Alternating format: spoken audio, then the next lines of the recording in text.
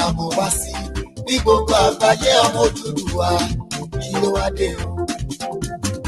ọmọ aláṣọ tó wá wá kísà ọmọ ẹlẹ́ran tó tún wá ń jẹ ẹ̀wọ̀n ọmọ onílé tó ń sùn tàbí ẹ̀rù àsìkò tí tó a ò fẹ́ mọ́ ẹja lọ́rọ̀ kan lẹ́nu káṣọ ń gbogbo papọ̀ ká má ṣe ra wa lọ́mọ ìyá Haúsá. ìṣọ̀kan Yorùbá òmìnira Yorùbá ọwọ́ èmi àti Ẹ̀ṣà ló wà. ìṣọ̀kan Yorùbá òmìnira Yorùbá ló jẹ wá lógún àsìkò tí tó. ìṣọ̀kan Yorùbá òmìnira Yorùbá ló jẹ wá lógún àsìkò tí tó. àìpọ̀ ọmọ ejò ló jẹ ejò níyà ló ń fi ikú pa wọ́n òye o. tọ́ka bá ṣíwájú o tèrè tẹ̀lé ti para mọ́lẹ̀ tó tún bá tẹ̀lé. ọlọ́dẹ náà dá tá a dojú kọ wọ́n ẹ̀tẹ́ ló máa bá bọ̀. tọmọ Ọ̀yọ́ bá tẹ̀ lọ́mọ Ògùn tọmọ Oǹdó bá tẹ̀ lọ́mọ Èkìtì tọmọ Kogi àtọmọ Kwara tán bá fún ṣọ̀kan wọn kó má dẹ̀rọ. gbogbo ẹgbẹ́ ta ní pátá tó jẹ́gbẹ́ Yorùbá tí bá ní máa dàgbọ́ ilé aṣù ilé àmọ́ tó dàpọ̀ gan tó jọ̀bọ̀ Odùduwà torí oríṣiríṣi ẹgbẹ́ ó wà. òmìnira ló yẹ wá ó dẹ̀ máa tẹ̀ wá lọ́wọ́ tá bá ṣe ra wa lóṣooṣù ọwọ́. ìṣọ̀kan Yorùbá òmìnira Yorùbá ó ló jẹ wá lógún òwe. ìṣọ̀kan Yorùbá òmìnira Yorùbá ó ló jẹ wá lógún àsìkò. Ṣàníjì lórúkọ tèmi ṣòkòtò Yorùbá òmìnira Yorùbá ló jẹ wá lógún àsìkò tí tó.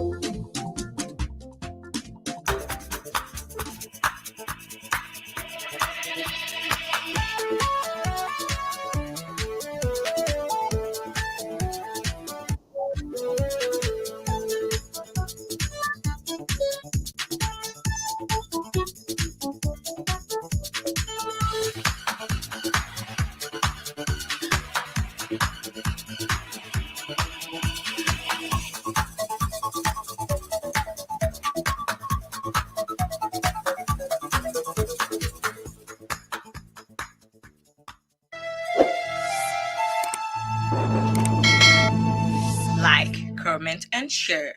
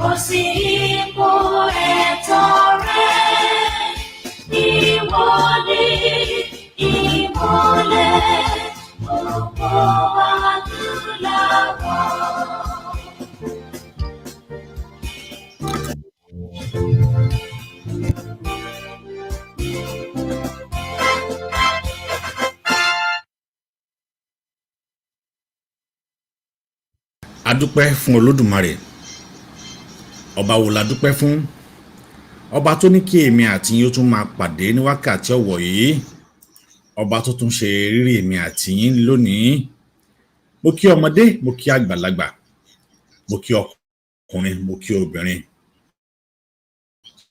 mo kí onílé bẹ́ẹ̀ ni mo kí àlejò mo sọ wípé fún ẹ̀yin mùsùlùmí pé assalamu wa rahmatulahi ta'ala wa barakatuh fún àwọn ọmọlẹ́yìn kọ̀ọ̀kan wa fún àwa ẹlẹ́sìn àbáráyé pé ògbó àtọ́ àsọ̀rẹ̀ ìwòrèwò fún kò ṣe mùsùlùmí kò ṣe christian bẹ́ẹ̀ ni ò ṣe gbèmọ̀lé, bẹ́ẹ̀ ni ò sì ṣe ẹ̀sìn àbáláyé, ṣùgbọ́n gbà wípé ẹnìkan ń bẹ tóun nígbàgbọ́ nínú ẹ̀. Gbogbo ohun tó ń kálukú bá ti wá nígbàgbọ́ nínú ẹ̀, kó lódùmarè kó jẹ́ kó máa jẹ́ ohun tí yóò máa mú wa lára dá lágbára Ọlọ́run. Lágbára Olódùmarè, àánú àti oore ọ̀fẹ́ Olódùmarè yóò máa bẹ pẹ̀lú wa. A tún ti dé bí ìṣe wa lónìí. Gbogbo ẹ̀yin tí ẹ ń wò wá pátápátá, ẹ bá wa ṣe ètò yìí, torí pé tá a bá wa ṣe ẹ̀ tó bá rìn jìnnà, òun náà ni àwọn ènìyàn fi lè rí ẹ̀kọ́ tó yẹ kí wọ́n kọ́ nípa ẹ̀. Ẹ bá wa ṣe ètò yìí, ẹ bá wa pín, ẹ jẹ́ kó kárí tó yẹ kó dé. Lónìí, kí làwọn ohun tí a tún máa gbé déhùn tó wà láàrin àwa àti Fúlàní lórí ìwé òfin ti ọdún 1999. Wọ́n ti yẹ apá àdéhùn, wọ́n ti yẹ kúrò níbi tí àdéhùn wà. Lórí ètò wa lónìí, ìmọ̀ràn àgbà, the elders advice, òun náà ni bàbá wa bí wọn yóò tún máa bá wa yànnàná àwọn bí iṣu ṣe kú bí ọ̀bẹ ṣe bẹ́ lónìí. Àbáwá tí mọ̀ wọ́n òdú ni wọ́n ò kì í ṣe àìmọ̀ fún olóko. Àbáwá tó bá sọ̀rọ̀ ní Ọmọọba Ṣẹ́gun, Chief Dr. Olúṣọlá Òní. Àwọn náà ni èmi àti láwùjọ máa jọ pò pọ̀ lónìí. Ẹ bá mi pé ẹ̀yin wa tí ẹ bá ní ìbéèrè kan tàbí omi tẹ́ fẹ́ bí wá lórí ètò yìí, tàbí ẹ bá ní tẹ́ fẹ́ ká treat tẹ́ rí pé àti ìsọ lórí ètò yìí, àǹfààní wà fún yín láti béèrè, àǹfààní wà fún yín láti fi ìwé ránṣẹ́ sí wa wípé ẹ fẹ́ ká sọ̀rọ̀ nípa nǹkan báyìí, ẹ fẹ́ ká sọ nípa nǹkan báyìí, dandan ni a ó sì mọ ẹnu bá. Lónìí, mo kí bàbá wípé ẹ káàbọ̀ sí orí ètò wa fún tòní. Ẹ káàbọ̀, ẹ jẹ́ kí wọ́n kọ́ gbé bàbá, ẹ jẹ́ kí wọ́n kọ́ gbé wọn wọlé náà wípé ẹ káàbọ̀ sí orí ètò wa lónìí. Ẹ káàbọ̀ bàbá sí orí ètò wa lónìí. Ẹ káàsán, ẹ káàárọ̀, ẹ káalẹ́. Thank you very much again for inviting me to talk to your audience, and thank you very much for attending and for listening to me, because without you, the effort is wasted. Thank you very much indeed. I hope that in this past 2 or 3 months that we've been doing this, that we've been able to generate conversation amongst groups, amongst friends, amongst families, about the sort of thing we're talking about, because that's the whole purpose of doing this, is to generate conversation between people, between groups, both in Nigeria and in the diaspora. We've been talking about the roadmap to Yoruba nation, and I think we have all reached a stage where the roadmap is actually much more important than anything else. And we've devoted the last month, one way or the other, talking about the roadmap. And today we're going to talk about the 1999 Fulani Constitution, and that it was a breach of agreement. You may remember that Nigeria had 3 regions, East, North, and West. And these 3 regions, they made an agreement to co-own Nigeria. That was the agreement that they made. They were thinking of a community of 3. And they called that community of 3, they called it the Federation of Nigeria. So that at independence on the 1st of October 1960, the 3 regional blocks, that's East, North, and West, as a matter of law, became the co-owners of Nigeria. And I think that is important, that as a matter of law, because they were the ones who made this agreement, and they wrote it in the Constitution, the 1960 Constitution, and they called the country that they co-own, they called it the Federation of Nigeria. It is also important to note that these co-owning regions of Nigeria, they had their own constitution. Each one of them had their own constitution. They had their own legislature. In the Western region, we had the House of Assembly and the House of Chiefs. They each had their own police force. They had their judiciary. They even had their own diplomatic service. After a while, the 3 co-owners of the Federation, that is Eastern region, Northern region, and Western region, after a while, they made another agreement. they decided that the tri-communal property that they had, which was Federation of Nigeria, they wanted to turn it into a republic.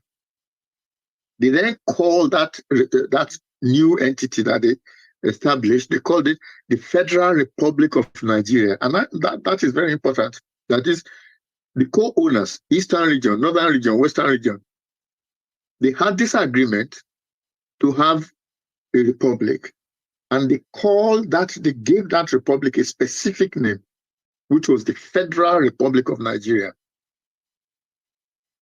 Again, these co-owning regions, remember they are the co-owners, these co-owning regions, they were self-governing on the 1st of October 1963. Each had its own separate and distinctive constitution, legislature, police, judiciary, diplomats, everything was different. So what then happened? What is this breach of it? So we got two lots of agreements by the three regions. The first one was the 1960 Independence Constitution. That was the agreement. And the second one was the 1963 Republic Constitution. That was, so all the agreements were written down. They didn't just talk to each other. They wrote down the agreements in the Constitution in 1960, in the Constitution in 1963. So then what happened? What is the breach of the agreement that these three groups have made? Well, in May of 1999, General Abdul Salami Abubakar, who was the military dictator of Nigeria, he made a decree. That's essentially what he did. He made a decree in which he said, this is the Constitution of Nigeria. And he did this in the mistaken belief that his military-led government owned Nigeria. So he's writing a constitution for a country because he and his whoever his supporters were thought that the Nigeria was their property. And the Abubakar constitution was intended to force political union on Nigeria and make not just make Nigeria a unitary country, but make the northern region dominant. So what did the Fulani do with the 1999 constitution? They replaced the equal powers previously enjoyed by the three regions with dominance by the northern region. And how did they do that? 19 of the 36 states are in the north. 419 of the 774 local governments were allocated to the north. And then Section 65 of the Fulani Constitution lists Sharia law, but omits the Christian Ecumenical Court, because the Christians have their own court as well. It's not everybody talks about Sharia, forgetting that actually the Christians have what is called the Ecumenical Court. By just putting the Sharia court, the Sharia law in the Constitution, Abdul Salami tacitly made Islam Nigerian state religion. And then to make it even more northern, Section 14.3 of the Abubakar Constitution introduced the pernicious concept of federal character. Let's mistake this. The 1999 Constitution was a Fulani agenda. It was intended to move forward the instructions of Ahmadu Bello, their leader, who a week or so after independence, this is what Abubakar said, the Sadana said. He said, the new nation called Nigeria should be an estate of our grandfather Osman Danfodio. We must ruthlessly prevent a change of power. We must use the minorities in the north as willing tools and the south as conquered territories and never allow their future. That was what the 1999 Constitution was doing. And how was it a breach of agreement? It abolished the geographical and political entity that was called Western Region. So Western Region disappeared. It also took the powers that belonged to the Western Region, which had been acquired by agreement. The powers that Western Region had, it didn't come from the air. It wasn't descended from heaven. It was acquired by agreement with the other two regions. And it was a written agreement. The first one was in the 1960 Independence Constitution, and the second one was the 1963 Republic Constitution. So you can see how the 1999 Constitution constituted a breach of agreement. Okay, so let's look at the law. I always say I'm not a lawyer, but I do know a little bit about the law, and I'm able to interpret the law, although I don't practice law. The government of the Federation of Nigeria, and we need to think about this carefully, did not itself participate in the 1960 agreement. Why? Because the Federation didn't exist until the three regions agreed for Nigeria to exist, for an independent Nigeria to exist.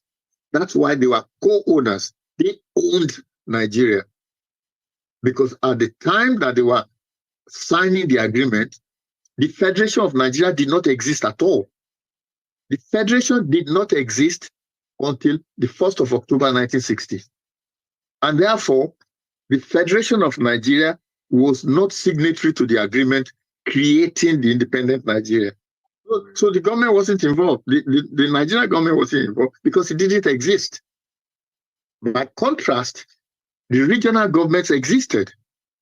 These were the parties to the agreement. They were already in existence. They predated the independent Nigeria. In fact, they had been in existence since 1954.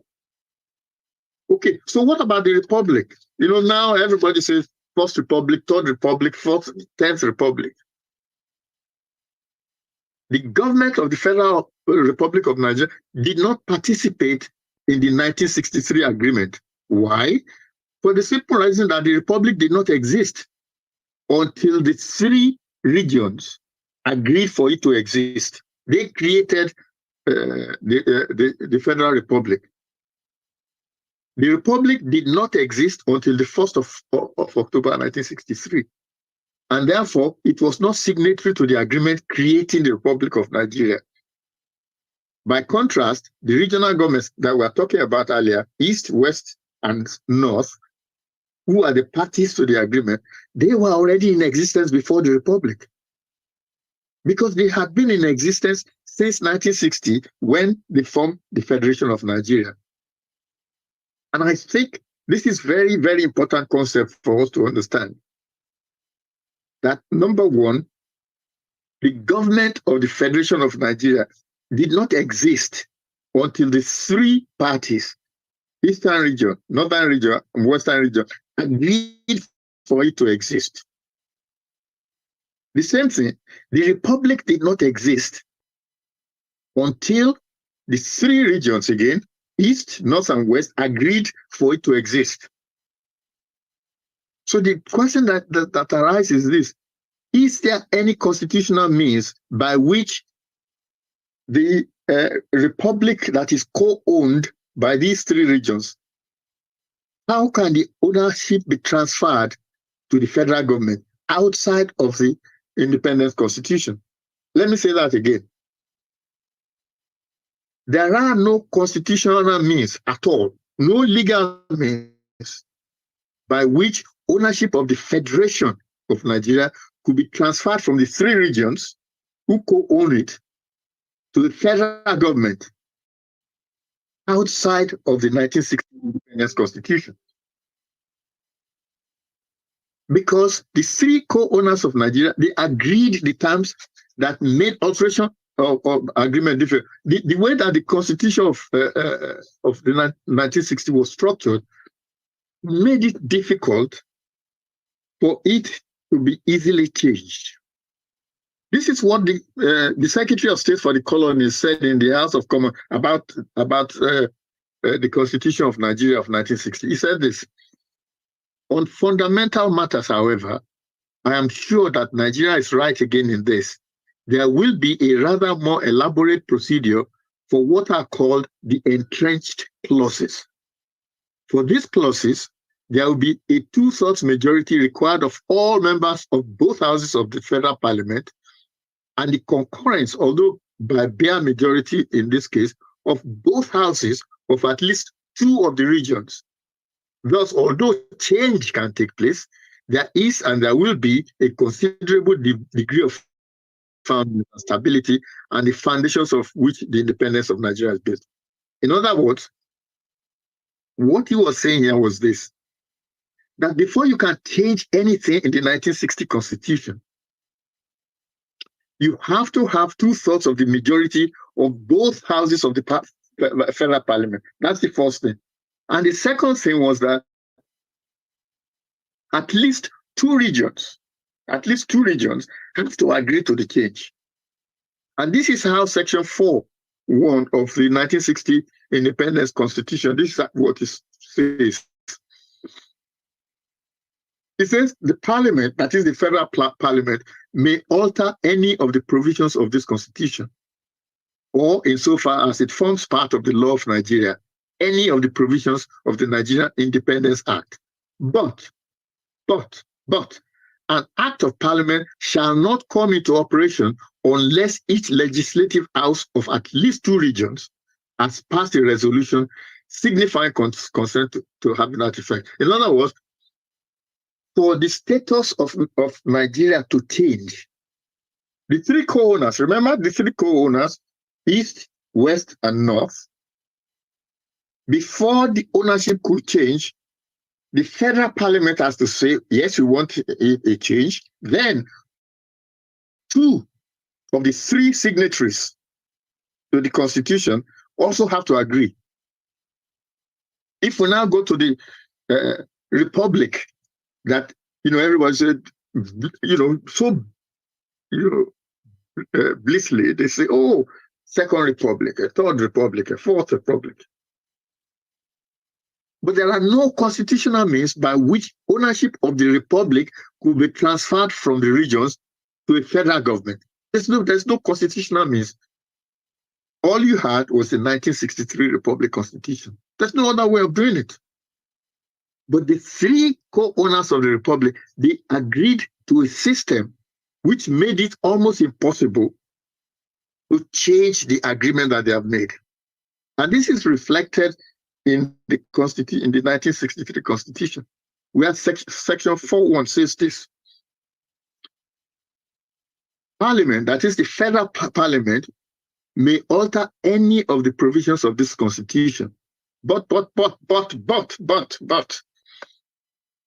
an act of parliament shall not come into operation unless each legislative house of at least two regions has passed a resolution signifying consent to it having effect.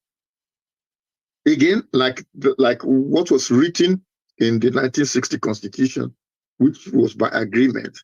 The agreement this time is also similar to what it was in 1960. They said, you can't change anything in the Constitution of the Federal Republic of Nigeria unless the federal parliament agreed to it and two of the three regions agreed to it as well. So there's no constitutional means by which anybody can say, oh, well, the Republic belongs to me, I can do whatever it is that I like. There are also no constitutional or lawful means by which the Nigeria's military could take over the ownership of Nigeria, particularly when the Nigerian law is actually against military coups. Most people don't know that. This is what Nigeria's Penal Code 61 says about it. It says, any person who advisedly does any unlawful act calculated to interfere with the free exercise by the president or a governor of the duties or authority of his office, or with the free exercise by a member of the Federal Executive Council or a state executive council of his duties as such member, is guilty of a felony and is liable to imprisonment for 3 years. In other words, if you staged a coup, it was against the law of Nigeria and you could be sent to prison for it. And this penal code, this bit was actually published in 1960, was republished in 1964, was published again in 1967. That's the law of Nigeria. That is, if you staged a coup, you have committed a felony liable to imprisonment for 3 years. looking at a bigger picture, what this says is this, that all the governance and all the political acts by Nigeria's military from 15 January 1966 onward, including the 1999 Constitution, were the offspring of the 1966 coup. They were all illegal. They were all illegal because they were products of a crime. I think most people probably forget that the author of the 1999 Constitution, that is General Abubakar, came to power through a coup d'etat. This was a disease, a pernicious condition that afflicted Nigeria continuously from 15 January 1966 to 5 May 1999.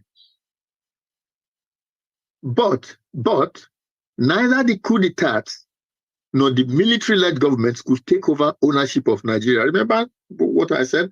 The three regions owned Nigeria. There was no means by which you could take Nigeria from those three owners, because 1960 Constitution says you can't do it. 1963 Constitution says you can't do it. And therefore, there is no means whatsoever by which a general can just come to power and say, oh, well, this is the Constitution for you. And the first batch of case law in Nigeria supported this. For example, in the Council of University of Ibadan versus Adamalekun, which was in 1967, the court held that the military government was just a takeover, that the 1963 Constitution was alive, and that military decrees were inconsistent with it. There was another case, Lakomi versus Attorney General of the Western Region. And that court said this, that the military takeover was not a revolution and was not conferred with unfettered legislative power. So in fact, the court recognized that the co-owners of Nigeria were those three signatories, first to the 1960 Constitution, then to the 1963 Republic Constitution. And that there is no means whatsoever by which any group of Nigerians, whether they're army or not, could just simply take over the ownership of the Republic. And I'm going to stop here. I'm happy to continue and talk about, what I will do if how I will take this case to court, which is what I did last Tuesday. Yes, but before you take this case to court, I have some question to ask you from that Constitution, because we attribute 1999 Constitution because we believe that 1999 Constitution is a fraud document which was created by military. So I will just draw your attention back to some section in the Nigerian Constitution, which I want you to let me just go to section 241. Like example said, that is 1999 Constitution. I'm going to about 3 or 4 section here, but I'll just go to section 241, which says, the question says, there shall be a police force in Nigeria which shall be known as Nigerian Police Force, and no other police force shall be established in federation or any part of it. That is section 1. Then, now, my question is under this section. We all believe that every governor of each state are the senior security officer of that state. But when it comes to a rule of law to preserve, the commissioner of police of a state is much more powerful when it is come to enforcement of law and order, because the governor this day have no control over the commissioner of police. This is what's your opinions on this issue? Now we have a force called Nigerian Police Force, which was created under section 241 1999 Constitution. But in each state we have commissioner of police. But when it comes to the rules of law, the governor have no say over his own state, over his own people. There is a criminal that Somebody will commit an offense in Osun State, whereby the governor is there to take the charge in Osun State, and then the commissioner of police will give order that the case should be transferred to Abuja, and then nobody will question him. Well, again, we go back to the beginning. The 1999 Constitution was illegitimate, illegal. I mean, there's no question about it. This is what I've been trying to say for the last few minutes.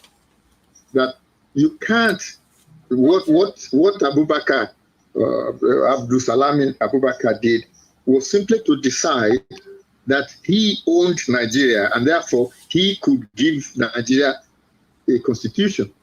And the reason why the constitution has stuck so far is because the people who are in power are earning so much money that they don't care what about the constitution at all.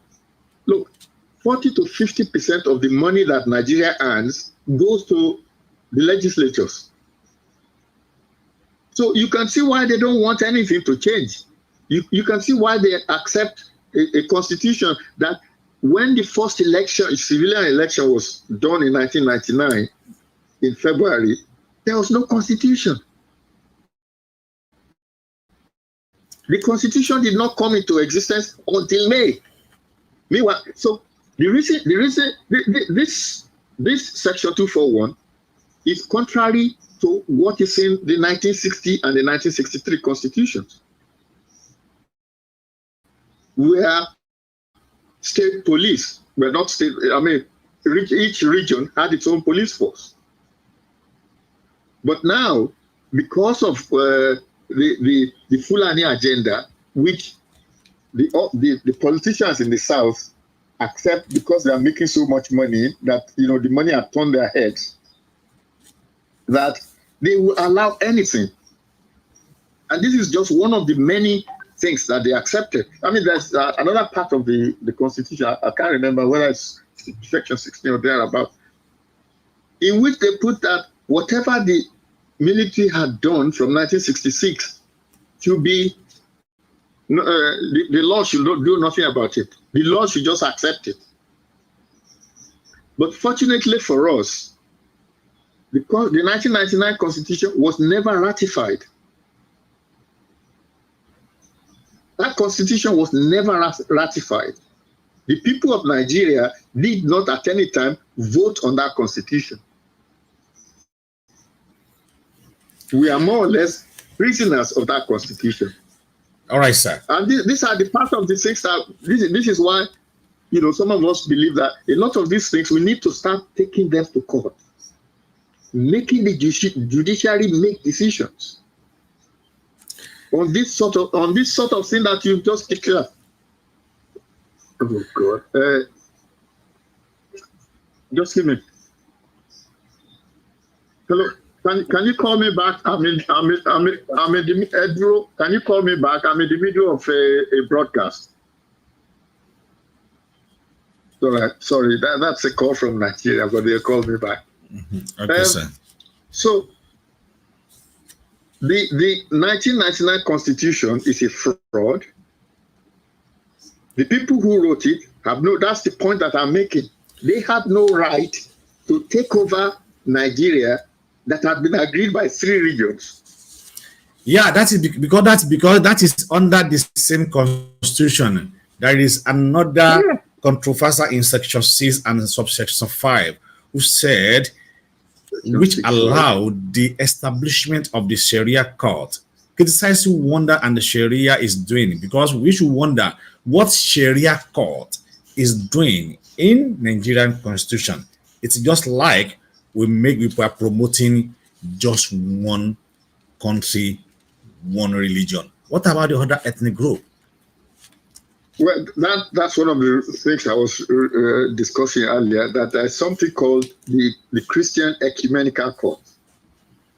Why is it not in the Constitution? That's it. The Sharia court is there under section 5 of section 6 of section 5.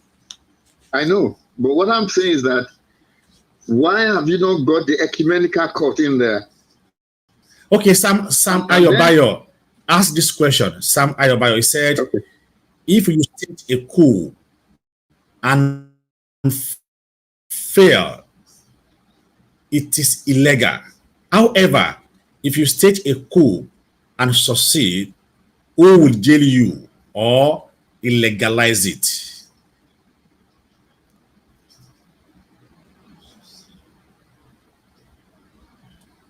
Well, you now have a civilian government. They can enforce it. They can impose. Yeah. I mean, I've been trying to remember the name of a theorist who actually wrote about it. There's actually a theorist, the name has escaped me right now, who has been cited actually in Nigeria, in Nigeria as well, and all over the world, whose opinion was that if you stage a coup and it succeeded, then that became law. But the problem is, what happens when like in Nigeria, you voluntarily give up military-led government? You don't have any hold on the government that is coming. The government that is coming can then jail you for the coup because Nigeria's penal code is, I think I read it out already.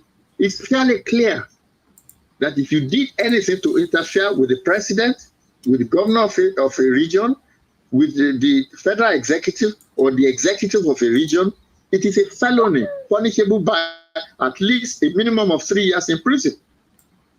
So the law is there.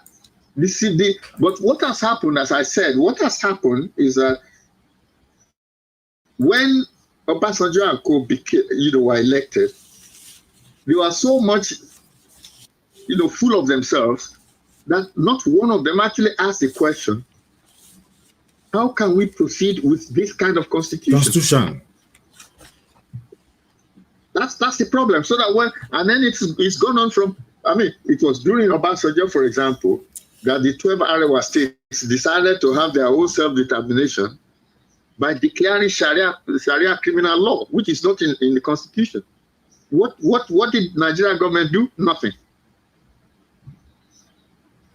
The Sharia court in the north, what they say is that they want Sharia court because their religion is superior to Nigeria's constitution. Yes, and I see. In Nigeria's constitution saying that Nigeria's constitution is the superior law, but the Sharia people are saying our constitution, because it is God-given, is superior to the constitution of Nigeria, and yet the Yoruba people, Yoruba leaders, sit in the same assembly like dummies, not asking themselves the question, well, what is good for the goose is good for the gander. If you think that your Sharia, because your Islam is superior to Nigerian constitution, so is my own native law and custom. So is my own religion. It's as if people will say, so it's just say, if your religion is superior to Nigerian constitution, so is my religion. What the hell makes you different? Your religion is not better than mine. So why? But you can see what the problem is. That we have a situation that we have leaders who are either stupid,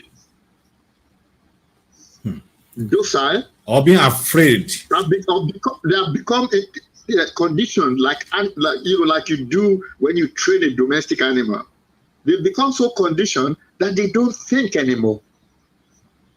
They really do not think anymore. But also, the constitution was so. This constitution was so. To me, it's somehow so logical. Like I will read some passages from that constitution, which sometimes I go through it clearly, but I couldn't find it clear. That is why the corruption in the government sector will never stop. Now, under Section 85 said, it gave the power to Attorney General to audit the account of certain agency of government. And then, when you read further in subsection, it then states that the above section does not mean that the IG can audit, but can only appoint external auditor to do the job and to fix the amount to be paid. It is so logical. That is another section. Then I have them along. Let me tell you, if you go through the Nigerian Constitution, like I do frequently, almost every single section permits corruption. Oh, bad though. Almost every single section that you read that is meaningful permits corruption. The idea that Nigeria will ever be free of corruption is rubbish. The country was founded on corruption. It has lived the last 100 years of corruption. And if Nigeria doesn't break up, it will continue to be corrupt. I was listening to somebody's Mogalu. I was listening to a speech that he made, and he was saying all sorts of wonderful things, how the economy was going to do. So he gave examples, but like most Nigerian intellectuals, they really don't think properly, genuinely. He gave the example of Dubai, Taiwan, Singapore, and I think Japan, how these people had, become, very well developed and so on and so forth. What was surprising to me was that he could not see the elephant in the room. Do you know what those 4 examples have in common? They are all monoethnic. All monoethnic. Yeah. The Singaporeans speak the same language, they're the same Chinese people. Yes, they have the same Taiwan, culture, the same mindset. Taiwan the same, Japan the same, UAE the same. Yes. And even though UAE, they are now comparing them to Nigeria. Even though UAE, even though the funnest part is that UAE and Oman is just only 2-minute distance. When you go to Oman border and UAE border, we just use your leg to cross, and they are separate country. They should have been one country as Nigerian is. How they make their own so suitable, and then they make African difficult. That's exactly what I don't even really understand. But it isn't the white people that makes Africa difficult. It is the people who have power in Africa who are not willing to give up Ilabe. These people have got so much privilege that they are not prepared to give it up. That's the problem that we have. Any person, and also, UAE also was colonized by British, but we hear the story of their father, how he fought to destroy British agenda. Yeah, but you still don't get it. Britain has its own problem. We can deal with that separately. But we also have our own problem. Our biggest problem is us. Because when people have privilege in Nigeria, Africa in general, they don't want to give up that privilege. That's the problem. That is mean our leaders, they value money than humanity. Well, it's much more. It's not just money. It's also privilege. Our loga. It's not. This is much more than money. If you're, you look at it. Why would somebody who was, first of all, state assemblyman becomes the governor, then goes to the federal party? Has he not got any other job in his life that he could do other than you go from assemblyman, you become governor, you go from governor, you go to NAS, why would you do such a thing? So that you end up for, the next 15, 20 years, all you do is just collect money for doing nothing. Nothing. You collect, is it Kano State or whatever state, they found 50 government vehicles in the ex-governor's house. Company. Yes. See, that's why they don't want to give up office. That's why they don't see what is wrong with Nigeria. The only way that Nigeria will ever progress is if it broke up. Nigeria will, I say this all the time, there is no angel in hell Nigeria is hell. You will never find anybody who's going to, Tinubu is doing this, doing that. After Tinubu has leaves, there's going to be a decision. Oh, is the next president going to be Igbo? Is the next president going to be Fulani? And then he's going to turn out to be like Buhari, who spent 8 years wrecking the whole country. The time has come for even those of us, regardless of how much benefit you are getting from Nigeria, to say, enough is enough. Let everybody go their separate way. I mean, the beauty of Nigeria is that the River Niger and Benue neatly divides us into 3 groups. 3 groups. Very neatly. Nature put a barrier between us Yoruba and the rest of them. Any more questions? For now, I don't have questions. Let me see if there is a question in the house. Yeah, if there is a question in the house, okay.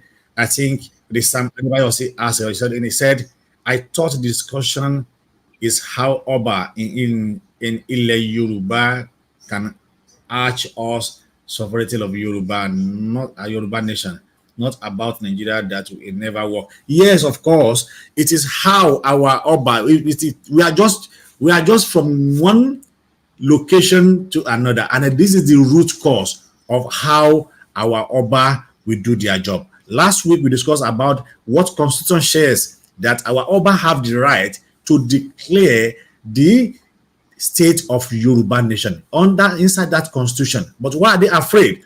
So we are trying to make sure that whatever that we are doing, it is based on the Nigerian Constitution. What Constitution says. How do we find our Oba and our elite find it difficult to take that challenge? So that is what we are doing. And we also trying to let people who are watching us understand that Nigeria is a corrupt country, which is already, but Nigeria is already dead. It can never be wake up. Then if you don't let everybody understand the reason why we are agitating, the reason why we are saying Nigeria cannot work, everybody will believe us. Like you, Mr. Sanabe, you understand clearly that Nigeria cannot work. It is not everybody who are watching us understand. Everybody, even though I'm telling you, 80% of Nigerians still believe that we still believe in one Nigerian, and we are not one Nigerian. How do we become one Nigerian? When they get the gold in Safara, they manufacture it in Safara, they sold it in Safara, and then they remit the money back to the Safara government. The same gold that was taken in Oyo, in Osun, and they take away from that place. Are we one Nigerian? The 10th state of northern side said they are working on the Sharia law. No alcohol, no smoking, no this, no that, no anything like alcohol, no smoking. But the alcohol they are selling in Osun, Ogun, Akure, Ondo, Ekiti, Port Harcourt, all the annual generating that the government generates from this alcohol, they take all the money to the north. Who doesn't want alcohol? Is it not cheating? You don't want alcohol. Why are you sharing from those states that are generated their revenue from that alcohol? But if we don't clear the Constitution, how do we know? It is not everybody who know that Sharia law is inside the Constitution. That was just read now. Because it is not everybody have a time to read the Constitution. So that is why we are trying to enlighten people to make sure that there is a constitution which is a fraud constitution that we need to break it down. So that is the reason why we are discussing today. Thank you, sir. Sir, any contribution, sir? Before I summarize and then finish up, let me tell you something about corruption. In Nigeria, everybody thinks, oh, corruption. Corruption fundamentally means that your country will never progress. And the reason is this, that the people, people talk about the survival of the fittest. What happens to Nigeria, to Yoruba land is this. Your intellectuals, people who have the brains in your community, they go abroad because somebody else wants them. That's why they go abroad. So you are now left. I mean, it would be insulting to say that you are left with people who are not competent. Yes, they are competent, but they themselves Their eyes are not in Nigeria, the eyes are abroad as well. So you have a situation where because your country is corrupt, because it does not allow, corruption does not allow the people who you require the skills to rise. So what do the skills do? They go to other countries. The Japa. So you end up with the cabinet of Sunak has a Yoruba woman in it. The cabinet of Biden has 2 Yoruba people in it, because they are not going to hang around and wait for you, because they know their lives will be better somewhere else. So anybody who thinks that corruption is just fundamentally, it destroys the fabric. That's why Nigeria is broke. That's why you don't have enough food to eat. That's why the naira is rubbish. Because corruption, that's what corruption does.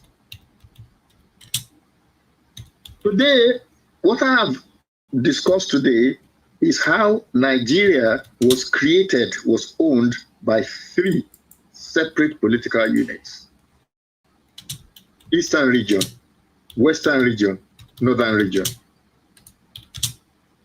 Those 3 regions sat down, made an agreement, which they put in writing as the 1960 Constitution. The same 3 co-owners of Nigeria, co-owners of the Federation of Nigeria, decided to have a republic. And they wrote down their agreement in the 1963 Constitution. Same three group, Western region, Northern region, Eastern region. Same 3 political entities. They sat down and said, we are going to have a republic. So along came this, whatever it is you want to call them, who then decided that they're going to take over the government of Nigeria, who then thought that they owned Nigeria.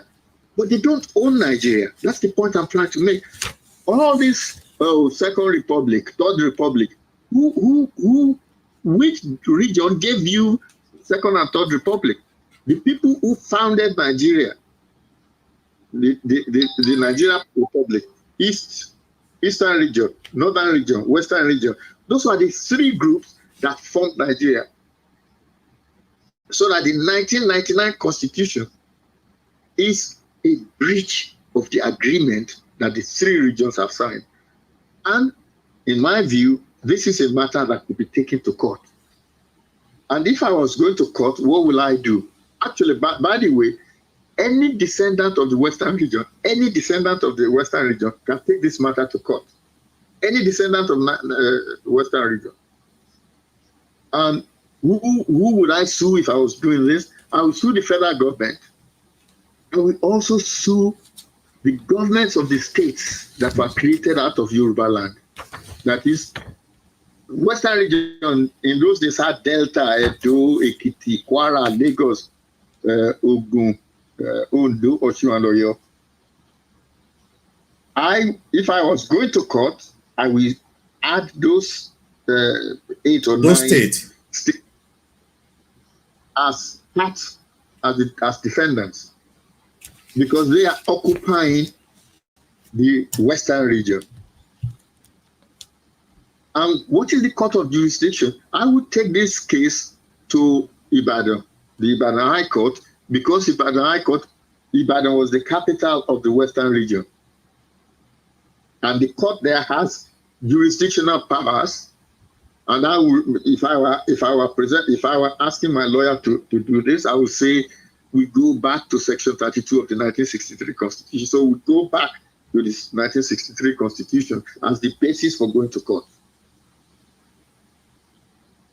So, what is the type of action? Again, in Nigeria, this is what they call the originating summons. And the reason is this. This case concerns matters of law. That's it. There's no witness required. There's nothing to witness. There are 3 constitutions that you will lay before the court. You say 1960 Constitution, 1963 Constitution. This is what they say. This is what 1999 Constitution is saying. You are then asking, how can the 1999 Constitution usurp the powers of 1963?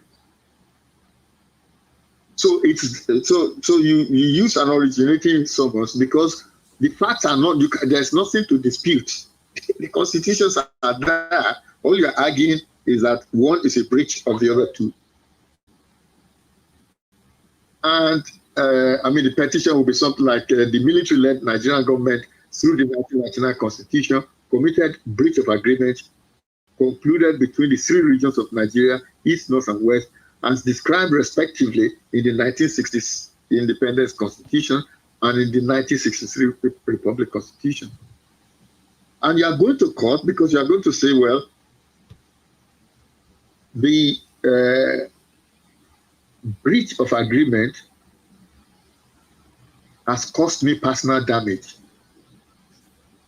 has caused me loss of benefits. And what have I lost? I've lost the freedom to associate with others in the Western region. So the Western region as an entity, I want to be able to freely associate with my people in Western region, not states. I've lost that.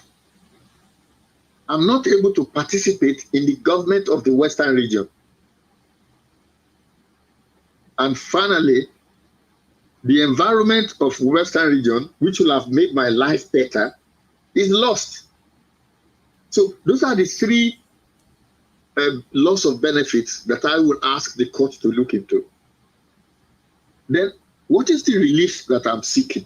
What do I actually want the court to do? The first thing is that I want the court to declare that the Eastern, Northern, and Western regions of Nigeria were organized political communities that co-owned Nigeria. So that's the first thing. I want the court to declare that the three regions were co-owners of Nigeria.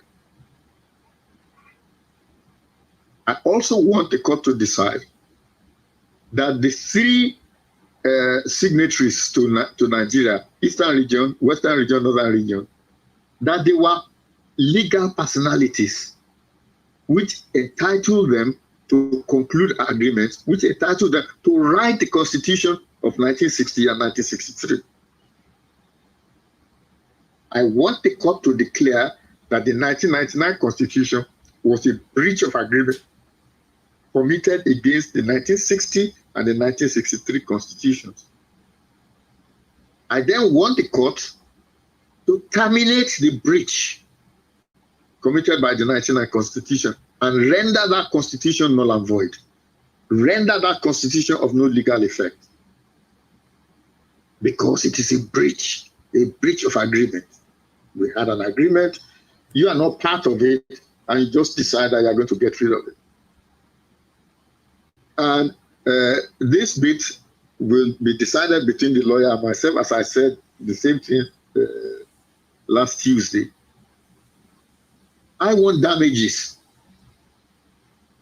I want damages from the defendants for the breach of agreement which has caused me damage. Now, my lawyer, when I instruct the lawyer, will then tell me how much money he thinks that I should ask for. So that really is the way that I would go about it if I were instructing a lawyer. I think I will stop there and ask for any other comments. Yeah, for my own side, I think I don't have any question to ask you because you have said it all. And then what we are trying to discuss is that the Constitution is not working. No matter how we try to push it from the left to the right, from the front to the back, we all understand that this Constitution is not working. And then now, my own question that I'll ask you. Yes. This will just be my last question before we end up this program. Okay. What is the way forward? Okay. This is it. You're not asking for my own personal view now. Yes, of course. Yes. I personally believe that one of the best ways of getting out of Nigeria is through the courts. Is it local? Is it local or international? No, I mean, you can go to court in Britain or in Nigeria. I said that on Tuesday. They're okay. Who is going to champion this cause? Baba Akintoye, Well, your group, Sunday it's Group, not got anything to do with Akintoye or any group. As I said, if you're a descendant of the Western region, you can take this case to court. This does not require any leadership or whatever. I mean, because what happened affects you as an individual. Okay. And there's no reason why you can't take this case to court by yourself. In the UK, eventually, that's what's going to happen, is that one or two of us are going to go to the High Court and say, the 1914 was a breach of undertaking. And then we want the High Court to decide whether this is a breach of undertaking. I mean, what I've asked for, I've been asking people for this is that we need for a group of our lawyers to come together to discuss. I don't want any more organizations. I'm not interested in any more organizations. Just a group of intellectuals to sit together like we are doing now and say, yes, what you are proposing is the law or it's not the law or whatever, so that we don't waste our money. Okay, if exactly what we need, I think in YSDM we have a group of lawyers who have the same mindset.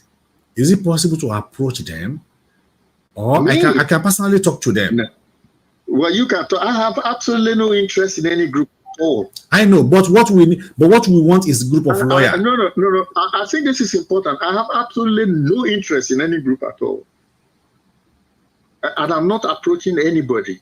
I am prepared to talk to lawyers so we can sit down as a group and I can tell them what I'm telling you now. And the lawyers can then give me a feedback. Okay. Or give us a feedback. Feedback. But I am not going to go to any organization because they are all nonsense. They haven't achieved anything. I used to be part of these organizations myself. Everybody but I think they are working hard. At what? Working hard at what? But they are doing their best. Like what? Tell me what. Because if you don't have if we cannot fight individually without have a group or an organization. Why can you not fight individually? Then how do we fight? How do we gather together? How do we form a unity? Because this fighting sometimes you need a fund. How do we gather the fund? This is when you go to court. When we went to court with Ekiti and Oshu, we could then say to people, anybody that look, we are in court. This is what we want to do. Support us or don't support us. But at that time might be too late if we don't have, because Yoruba so ipa to kere bayi. Ona no use it ma mu ekun sun. What is the court fee? I don't know. What is the court fee for filing a court at the High Court in Ibadan? I bet you it's not more than I bet you it's not more than 5,000 naira. But why? But okay, why are they spending millions of naira? Because I've been. Wait a minute. To act the court fee, the money that the court is going to charge you for filing a case is probably not more than 5,000 naira. Okay, what about lawyer fees? That's the problem. Yeah, that is why we must have an organization. We must have an organization that we will be directly to. That is very most important, because even though those who are fighting for their own country have their organization, it's only because we are doing our own things. It's only because people are. I agree with you that people have misused that opportunity. I agree with you because people have misused the organization, but not all of them are misused. Those are still there. I can still tell you there is still a reasonable person who are still in the group, who are still fighting for this cause with their own words, with their own everything they have. Fantastic. Approach them. tell them to take this to court. No, I would okay, for my own side, I know about three or four lawyers who are outside the country, which I can talk to. Then I know lawyer also in Nigeria also too, which I can talk to. There is one lawyer in Abidjan which I can talk to. Do you understand? So if you talk to them, then at least we can. That is okay. Now when we talk to them, you have said we don't want a group. We just want a group of lawyers who have the same mindset. How do we go about this issue? And which is very fantastic, sir. Well, they can look. When we were going to court in Ado-Ekiti and Osogbo, we didn't get a single Yoruba lawyer to take the case pro bono. The same people at Yoruba, they are going to end up in Yoruba Nation with me, with everybody else. Not a single lawyer could we find who will take the case and do it. It was, so give us 20 million naira. Oh, give us 100 million naira. That's what I'm saying. For something that concerns you. I shouldn't be the one telling lawyers. I mean, for God's sake, but there should be demand for such amount. Because what we are fighting over, they too will benefit from it. Why are they discussing for 20 million, 30 million? That is me. Well, that's what I got your point. They see those who are talking about, they are in that group for their business purposes, not for fighting for the freedom. I got your point. No. Look, to take on a case like this pro bono does not affect your business. What I'm saying is this. What I'm saying is this. Those lawyers that you are talking about, they are in that group for their business purposes. They are not in that group with their sincerely mind of helping, solving the problem. Because if they are in the group, they call them and they say, okay, give me 20 million, give me 30 million. That is me. They are there for the business. Let me tell you what is going to happen. As I said, one of the reasons why I put this across is that individuals can actually take this case to court. Individuals. You don't need organizations and then they be doing, we want money. No. Individuals can take this to court. In the UK, the to file a case in the High Court is about 500 quid anyway. The only problem is that getting a lawyer to do the job, that's the problem. Because it is easy, although you can technically actually pursue now this see case by yourself. That is a question here from Esther Ewetugba. Wanting it will be better to take to court collectively instead of personally. Because if Daddy, you'll be waiting for the next 100 years. Daddy. How many Yoruba groups do you think there are? There are about 200 of them. Organizations, about 200 of them. Daddy. See, I'm Daddy, not asking anybody not to form. Let's leave organization alone. Let's leave organization alone. Even though they can have millions of organizations, everybody have the right to open their own organization. There is some organizations which they are not even relevant. They are just there to collect the money. I know them very well. To collect the money, they want to buy. No, I'm not talking about organization. I'm talking about those organizations who are created for this purpose of this cause, who are champion this cause, who have the numbers of lawyers, both home and in the diaspora, that can help us. You have made your point that when they are not helping me. I understand. Yes, no. I said no. I'm not saying you are helping me. I said you are making your point. You are making your point because because you are talking from your own experience. When there is a case rise up in Osun and Ekiti, they are demanding for which amount of the money of 20 million, 40 million. Look. You need to understand the nature of the Yoruba people. When the Jews wanted Israel, they came together to form one organization, maybe two. The Yoruba, how many organizations? 200. As I was telling a group the other day, because they do it, firstly, because they don't know what they want to do, and secondly, they're hoping if you form an organization, Moses might just come, a Messiah might just come. We're wasting our time. Look, how even those who are supposed to be the top leaders that we have, how many organizations have they formed and left and formed and left and formed and left? We need to accept the fact that we as Yoruba people, we are hopeless at this. We're useless at this. The only thing that is going to happen is that somebody goes to court and people then support him and donate money for him to fight his case. If you are waiting for an organization to do anything, a Yoruba organization to do anything, you'll be there forever. How long have Yoruba organizations been, doing this? I mean, how long has Ghanaian Dance, Afenifere, Nadeko, what have been their achievements? Nothing. All we do is we talk. And that's why we have so many organizations. Not one of them was, and then even when you say, oh, well, this is an umbrella organization today, tomorrow is another. I was at one meeting where Nandi also spoke. You have a situation where you had leaders. At the end of the day, it's broken up.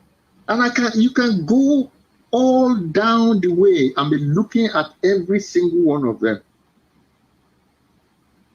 This is the way we are, and you need to accept. And this is the problem, is that people are not accepting that we don't know how to form organizations properly. We need to forget organizations. Individuals have to do this. People have got to say to themselves, I'm taking this case to court tomorrow. I'm going to pay, spend money to start it. And then hopefully people, I can say crowdfunding or whatever, and people can join me.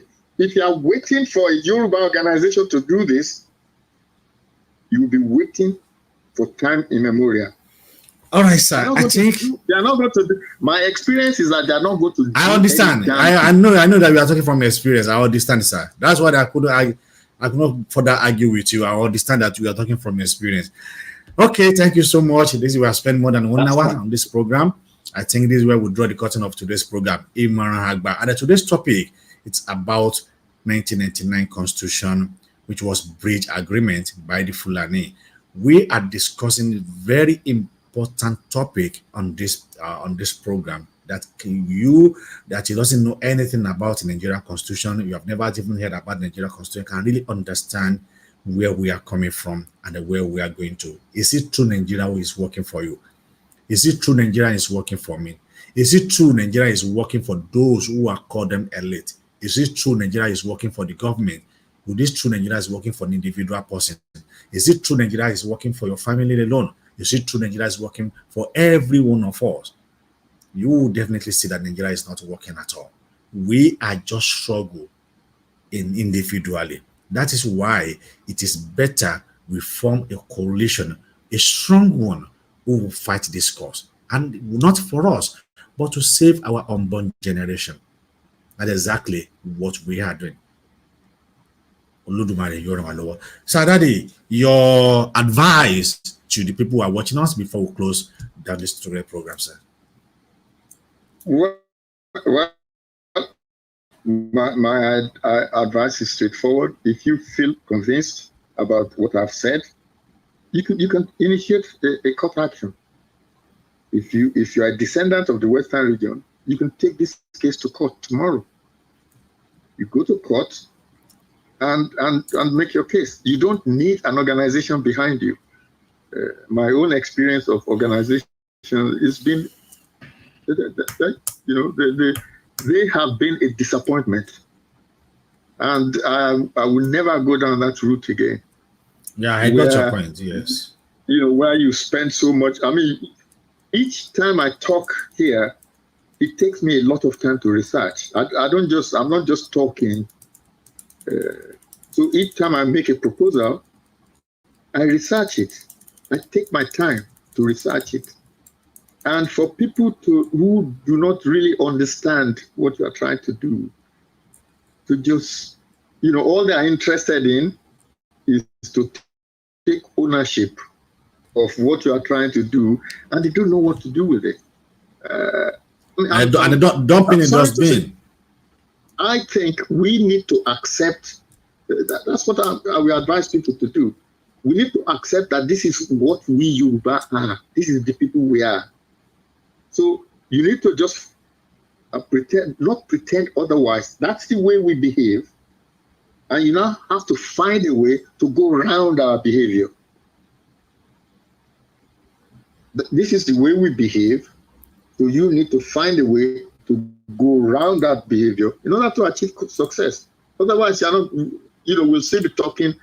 I mean, before Tinubu came, if you see all the noise we are making, what we're going to do, when Tinubu was elected, everything just went dead.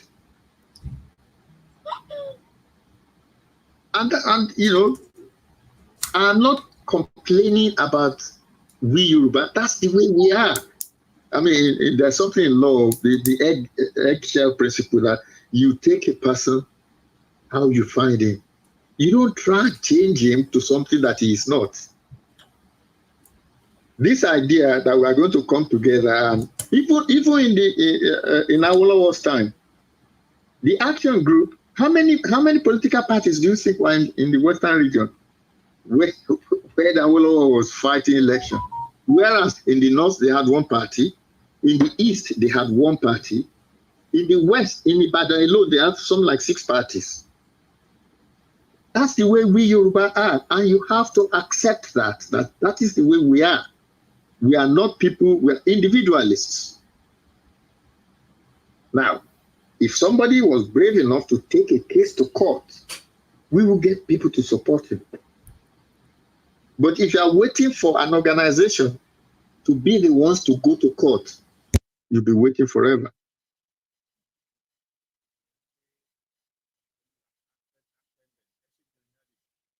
That's fine. I mean, next week I'm going to talk about another possible case to take to court. Next Tuesday. Dr. Olushola Oni, Onani Etingbo, láti bí wákàtí kan tí a ti sọ nípa roadmap, the 1999 Constitution, the Bridge of Agreement by Fulani. Ó ṣe pàtàkì because we must know our history. If tí a bá lè understand the history wa, this is what history says about Nigeria. This is what history says about Yoruba, Igbo, and Hausa. How do you fight this cause? How do you understand exactly that we are not one? We are just matched together by the British in the purpose of their own business interests, not for the benefit of individual. That is why Nigerian cannot grow. Whether the pastor, the afar, no matter how they do it, it clearly shows that Nigeria cannot be one, and we can never be one. It is clearly because it is what defines that we are not one, and we can never be one. So eléyìí ọ̀nà ni àwọn máa fi ṣe lọ lórí ètò wa fún tòní. Ó ní àṣẹ ọlọ́bẹ̀ṣe ẹ̀yin tí ẹ bá wa jẹ́ náà ẹ kú àìbínú. Orúkọ tí mo padà Omoboriowo ọ̀nà ni èmi ń jẹ́ títí di ọjọ́ Tuesday tí a ó tún máa pàdé lórí àkànṣe ètò mìíràn kí èmi àti yín ká sùn láyọ̀ ká má tún yọdún ká má rí ogun bàbá mi kàlàkàlà kó má ṣe ṣẹ̀rù bà wá.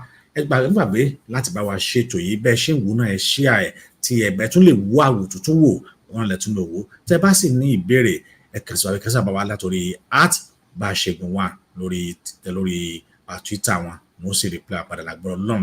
Bẹ́ẹ̀ lẹ́sìn lè kàn sí wa lórí nọ́mbà tó wà lójúmọ́ àwòrán yìí tẹ́ bá ní ìbéèrè tàbí ní tí a fẹ́ kí a treat adẹ́ṣe nàgbọ̀rọ̀ lọ́rùn. Títí di ìjọ Tuesday táwọn wọn pàdé lórí àkànṣe tó mí ìmọ̀ràn àgbà ní ẹ tẹ́tí kẹ́ ẹ gbọ́ torí pé a máa fúnni ní ọgbọ́n ìmọ̀ àti ìjọ wo òun náà ní ẹni Yorùbá ìjọ wo ló fẹ́ kó náà. Nígbà wo lẹ́fọ̀ọ́ ṣọ̀kan nígbà wo lẹ́pàpọ̀ sọ nígbà wo ni bẹ́ẹ̀ ni yóò jẹ́ bẹ́ẹ̀ ni bẹ́ẹ̀ kọ́ yóò wá jẹ́ bẹ́ẹ̀ kọ́. Yorùbá àtẹ̀yìn bàbá wọ̀nyí ẹ̀ ń sùn ẹ̀sùn ẹ̀ ń ṣáṣù ẹ̀ ń bí ẹ̀sùn dé ẹ̀ ń ja ohun pa ẹ̀fún hun ẹ̀hún bẹ́ẹ̀ bá hun nígbà wo ni tẹ̀m̀bẹ̀lẹ̀kún ọ̀tẹ̀ kẹ́ni má ní ìjà ipò ìjà ìlú yóò dópin láàrin yín gan-an. ogun tá ń bá yín jà ogun ẹ̀ǹkùlé ń bá yín jà èyí fúnra yín tún wá ń kọjú ìjà síra yín etí ọmọ ṣe ẹ kó kù ọ̀dà náà yàrá.